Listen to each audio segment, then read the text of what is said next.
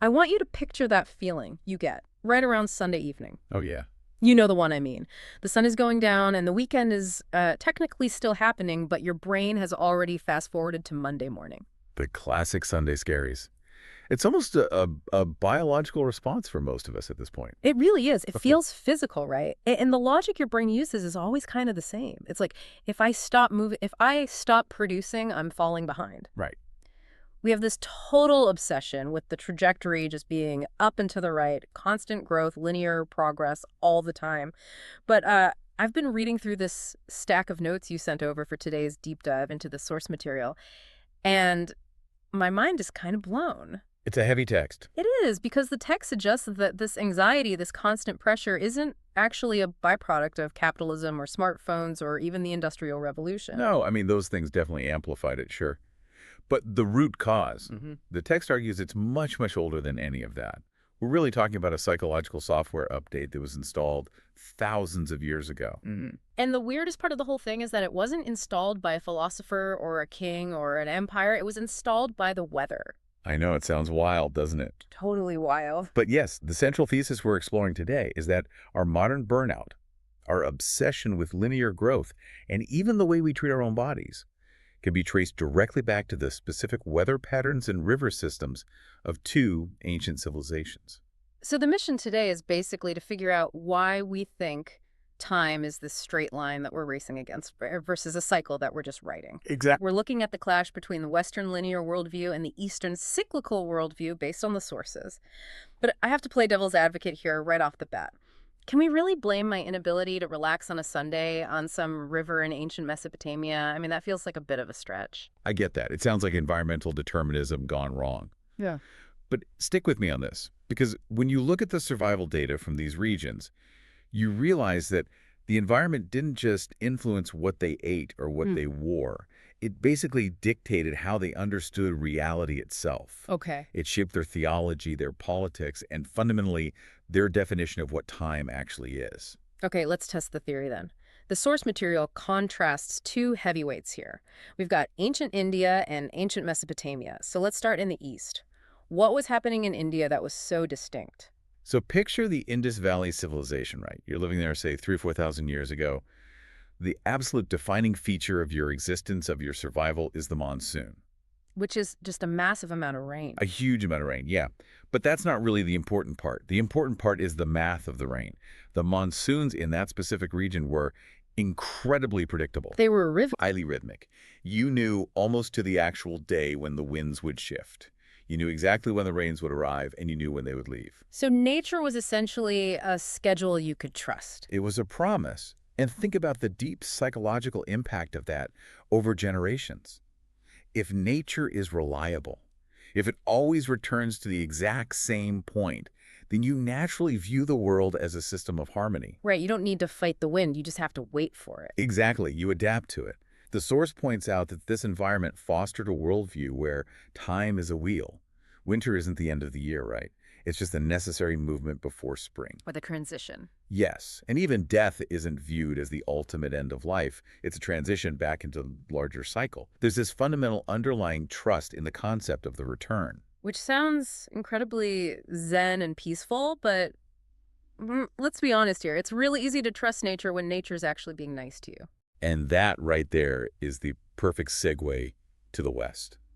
Because in Mesopotamia, which is modern-day Iraq and parts of Syria and Turkey, nature was not nice. Nature was basically a serial killer. This is the quote-unquote cradle of civilization, right? The Tigris and Euphrates rivers. I distinctly remember coloring those in on maps in middle school. The very same ones. But what those middle school maps don't show you is the violence of those rivers.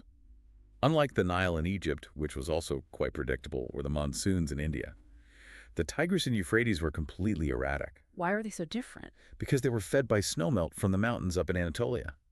So if it got too hot too fast up in the mountains, you didn't just get water for your crops, you got a massive sudden deluge. So we're talking flash floods then? We're talking civilization-ending floods. The text describes it so vividly. The rivers were just turbocharged with silt and debris. They flowed incredibly fast and high. You could spend 10 years building a successful farm, irrigating your crops, doing everything perfectly right. And then one random Tuesday, Yep, the river swells, bursts the banks, and completely erases your entire village. Just wipes it off the map. Wow, so that creates a totally different psychological profile. You absolutely cannot trust that cycle No, you can't. because the cycle is actively trying to kill you. It feels like a betrayal by the gods. So what do you do?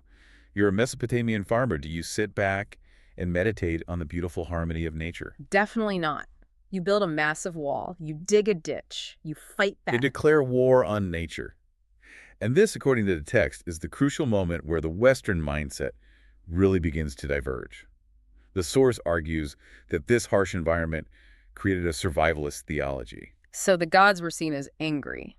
Angry, chaotic, capricious. To survive, humanity felt it had to impose rigid order on that chaos. We had to straighten the curving river. We had to build the heavy dam. And that's where the idea of linearity comes in. That is the exact seed of it. In this worldview, time isn't a reassuring wheel. Time is a race. We're starting in a state of chaos and disaster, and we're trying to desperately progress toward order. Getting away from the flood. Yes, we are trying to get to a place that is safer, drier, and more controlled than where we started. We are constantly moving away from the past because the past was a literal flood that destroyed everything. You know, that actually explains so much about our modern progress narrative. Like, we always talk about building a better future, which implies that the present is somehow broken or insufficient. It's the absolute origin of the problem-solution mindset. Hmm? In ancient India, the primary goal was to align yourself with the way things are. In ancient Mesopotamia, the goal was to fix the way things are. But wait, I have to challenge this just a bit, because we're talking about stuff from thousands of years ago. We aren't farming on the muddy banks of the Euphrates anymore. True. So how does a flash flood in 3000 BC translate to me feeling guilty about taking a nap on my couch in 2026? That is the million-dollar question. Yeah. And the text argues that these weren't just localized farming techniques. They eventually became cultural operating systems. The Mesopotamian worldview, this idea that we must control our environment to extract value and survive it, it spread. It went viral, basically. Exactly. It influenced Greek philosophy, it deeply influenced Roman engineering, and crucially, it became the absolute bedrock of the Industrial Revolution. Ah, okay. So we mechanized the flood defense. We mechanized the anxiety. Just think about a traditional factory line. It is the ultimate expression of linearity. Raw materials go in one end, value is systematically added in a straight line, and a finished product comes out the other end. It's super efficient. It's efficient, and it's heavily controlled. It completely ignores the weather, it ignores the time of day, and it ignores the seasons. It just runs constantly. And then we took that exact factory logic and applied it to human beings. We really did. We started treating time itself as a raw material. Think about the phrase, time is money. That's a profoundly linear concept. If time is just a resource to be exploited for profit, then any moment not spent actively producing is a moment wasted. It's like the silt slipping through your fingers. Yes. Man, that hits home. I think most of us have that internal monitor that goes off if we just sit on the couch for too long. It's that voice saying, you should be doing something productive. It's like we're terrified the flood is going to come if we stop building the dam for even 5 minutes. That's exactly it. We have totally internalized the existential dread of an ancient Sumerian farmer. But because we live in a relatively safe, climate-controlled environment now, that dread has nowhere physical to go, so it just turns into modern burnout. Let's look at how this plays out in specific systems today, because the source notes mention medicine and time management as the two big modern battlegrounds for this philosophy. Right. And medicine seems like kind of a weird place for this historical philosophy to show up. It's actually one of the clearest examples in the text. Think about the standard Western medical model. It is fantastic at what it does, but it is essentially a break-fix model. It's pure mechanics. True. I mean, if I break my arm falling off my bike, I don't want a holistic analysis of my energy flows. I want a mechanic to snap the bone back into place. You want the dam builder. You want an expert to come in, impose immediate order on the physical chaos, and fix the broken part. It views the human body basically as a complex machine with parts that can be repaired or replaced. It's very linear. You are sick. We apply an intervention. You are cured. Move on to the next thing. I definitely treat my body like a rental car. I'm just trying to return before the agency notices the weird engine noise. Just keep it running until Friday. Don't we all? But contrast that mechanical view with the Eastern approach detailed in the sources. Things like traditional Chinese medicine or Ayurveda, which grew directly out of that cyclical rhythmic worldview. That's much more about flow, right? It's really about gardening. A gardener doesn't fix a plant in the same way a mechanic fixes a broken engine. Hmm. A gardener looks at the soil, they look at the water, the ambient sunlight, they look at the entire system. So if a leaf is turning brown, you don't just paint the leaf green. Right, you ask where is the imbalance in the root system? So the Western doctor attacks the disease like an invading flood that needs to be stopped. But the Eastern doctor tries to bring the body back into the natural rhythm of the season. Correct. And the critique the source makes here is really fascinating. It says, Western medicine is absolutely miraculous for acute problems. The flood's right. Heart attacks, severe trauma, massive infections, The emergencies. the emergencies. But it really struggles with chronic lifestyle-based issues. Things like systemic stress, deep fatigue, autoimmune flare-ups. Because you can't just surgically remove burnout. No, you can't mechanic your way out of a problem that is fundamentally caused by a lack of rhythm. You can't efficiently sleep faster. You can't just hack your central nervous system's recovery. Those are biological cycles that absolutely demand time. Which brings us perfectly to the second system the text explores, which is time itself. And I feel like this is where the conflict is the most aggressive in our daily lives. The text makes a really interesting point about the quote-unquote seasons of work. It does. In the Western linear view, the calendar is just a grid of identical empty boxes waiting to be filled. Yeah. The overarching goal is consistent high-level output. January's productivity should look exactly like July's. Monday should look exactly like Thursday, Yeah. which is actually insane when you really think about it. Nothing in the natural world operates at peak output 365 days a year. Like apple trees don't produce apples in February. If an apple tree tried to source itself to produce fruit in February, it would literally die. It desperately needs the dormancy. It needs the harshness of winter to survive. Right. But in our modern career trajectory, which is a straight line going up, Mhm. we view our own winter periods of rest, low output reflection, as a complete failure. Mm-hmm. We see it as losing precious time. That is the core fear right there. If I take a month to just think or just rest, my competitor is grinding and getting ahead of me. But the cyclical view completely flips that anxiety. Yeah. In a cycle, winter isn't a tragic waste of time. It is a mandatory biological step for the spring harvest. You can't have one without the other. Exactly. You cannot have the high output without the deep dormancy. The rest isn't the opposite of the work. The rest is the actual fuel for the work. So by skipping the rest phase, by trying to live in this artificial, eternal summer of nonstop productivity, we're actually actively sabotaging our own harvest. We are depleting our own soil. We are aggressively farming the exact same patch of mental land over and over without ever letting it lie fallow. And eventually you just get a dust bowl. And in human terms, that dust bowl is burnout. Precisely. The source argues so clearly that burnout isn't just a matter of working too hard or too many hours. It's the profound friction of trying to force a naturally cyclical organism into a rigid linear mold. It's a square peg in a round hole, but the peg is your fragile nervous system. And the whole is the quarterly earnings report. Man, okay, so we've officially diagnosed the problem. We are cyclical biological creatures living in a highly linear, flood-fearing world. But I don't exactly see us tearing down the global economy and returning to agrarian rhythms anytime soon. No, definitely not. So what is the actual fix here? The text mentions this concept of integration, which honestly sounds a bit like corporate speak at first glance, but I think it means something much deeper in this context. It's definitely not corporate speak. It's actually very practical advice. Mm-hmm. The source explicitly says we should not abandon the linear view. We like the linear view. Yeah, I like antibiotics and iPhones and landing on the moon. Exactly. Yeah. Those are all incredible linear achievements. We don't want to just vaguely go with the flow if the flow happens to be a preventable disease or systemic poverty. We actively want to solve problems. Right.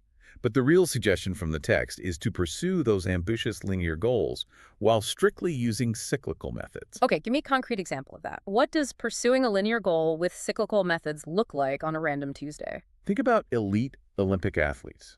They have a very stark linear goal. They want to win the gold medal. That is a peak, a final destination. Right.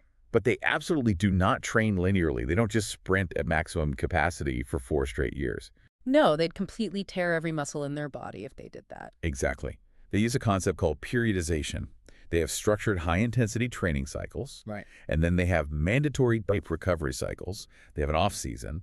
They treat rest as a highly disciplined, non-negotiable part of their training. They don't view it as slacking off. So they are essentially using the ancient wisdom of the cycle to actually achieve the modern goal of the line. Precisely. And for us mere mortals working regular jobs, that means actively building seasonal rest into our actual workflow. And I don't just mean eagerly waiting for your standard 2 weeks of vacation in August. Right. I mean looking at your week or your month and acknowledging, okay, I just pushed really hard to ship this big project. That was my heavy harvest.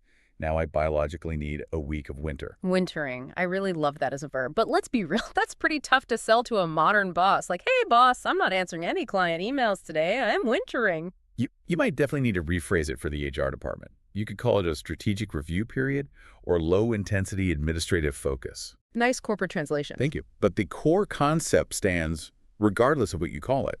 You intentionally shift your type of work.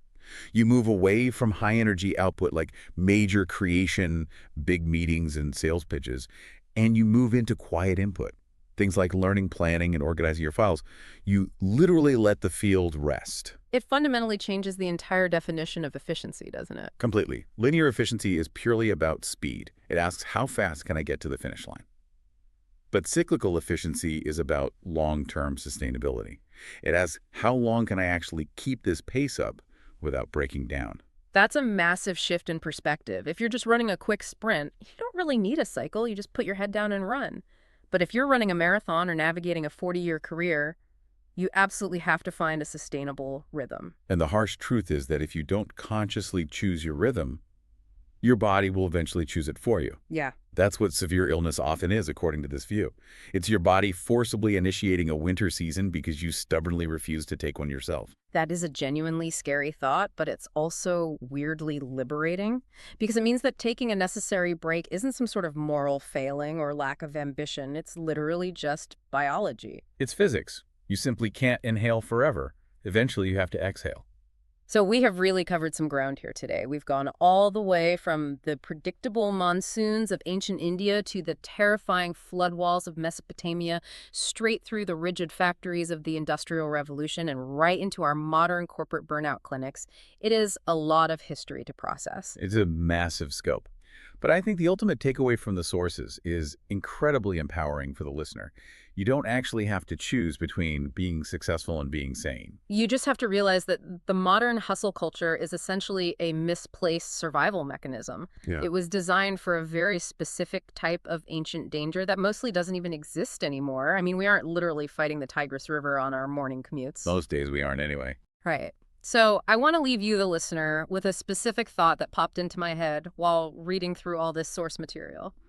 We talk so much in our culture about nature and getting back to nature. They do. But when we say that, we almost exclusively mean going for a hike in the woods or visiting a national park. Right. We think of nature purely as a physical destination, a place we visit. But if this text is right, getting back to nature isn't really about a location at all. It's entirely about timing. Nature, at its core, is cyclical. Yes.